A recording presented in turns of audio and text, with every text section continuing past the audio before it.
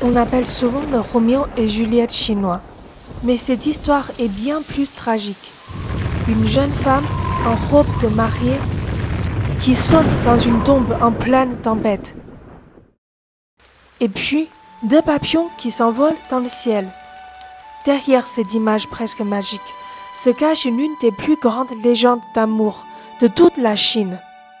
Il y a environ 1700 ans, dans la Chine du IVe siècle, les femmes n'ont pas le droit d'étudier, encore moins de voyager seules. Mais Zhu Yingtai, fille de bonne famille, brillante et rebelle, rêve d'apprendre. Elle supplie ses parents de la laisser aller à l'école.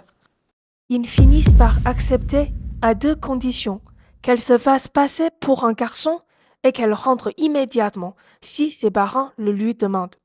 Alors Zhu se coupe les cheveux, enfile une robe d'homme et part seule, déguisée jusqu'à Hangzhou.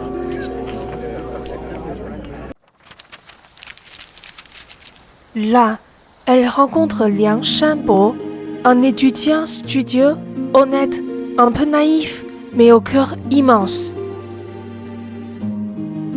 Rapidement, ils deviennent inséparables. Pendant 3 ans, ils partagent tout. Ils révisent ensemble. Ils se promènent après la pluie. Elle lui prépare des cadeaux et il la couvre quand elle s'endort sur ses livres. Zhu Yingtai tombe peu à peu amoureuse, mais Niang aussi. Il aime passer du temps avec elle. Avec Zhu, il se sent à l'aise, compris, sincèrement bien. Mais puisque pour lui, elle est un garçon, il ne peut la voir que comme un frère très cher. Alors, elle tente de lui faire passer des messages, des allusions. Un jour, elle lui glisse timidement: « Si j'avais une sœur, je te la donnerais en mariage. » Elle lui offre un éventail peint de fleurs clairement féminines. Le jour de leur séparation, elle pleure doucement. Mais lui, il pense simplement qu'elle est trop sensible. Liang est adorable, mais un peu aveugle. Un jour, Zhu reçoit une lettre de ses parents.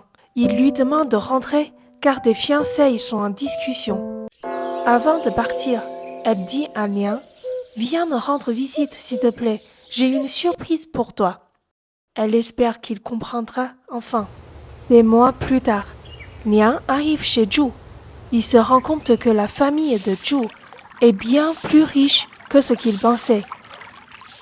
Et là, il découvre que son frère était en réalité une jeune femme. Il est bouleversé, mais aussi profondément amoureux.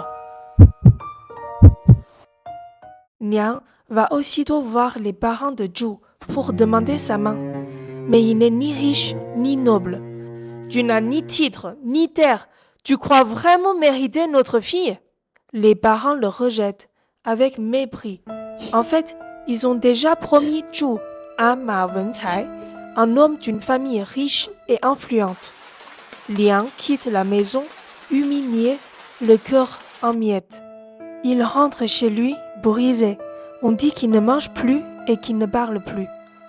Son corps décline, et peu après, il meurt de chagrin. Le jour du mariage forcé approche. Zhu Yingtai, silencieuse, fait une demande étrange. « Je veux que mon cortège passe par la colline de l'Est, là où repose un vieil ami. » Le jour venu, alors que le cortège traverse la colline, un orage éclate, le vent hurle, la pluie fouette les visages. Zhu descend du palanquin. Elle s'approche seule de la tombe de Liang. Elle veut lui parler une dernière fois. Et là, la terre tremble, la tombe souffre. Sans hésiter, Zhu se jette à l'intérieur. Le sol se referme. Puis, deux papillons aux ailes vives s'élèvent dans le ciel. Ils dansent dans l'air ensemble pour toujours. Zhu et Liang n'ont jamais pu s'aimer pleinement de leur vivant. Mais même la mort n'a pas pu les séparer. Et depuis, on raconte leur histoire dans les opéras, dans les films et les séries, et aussi dans les chœurs.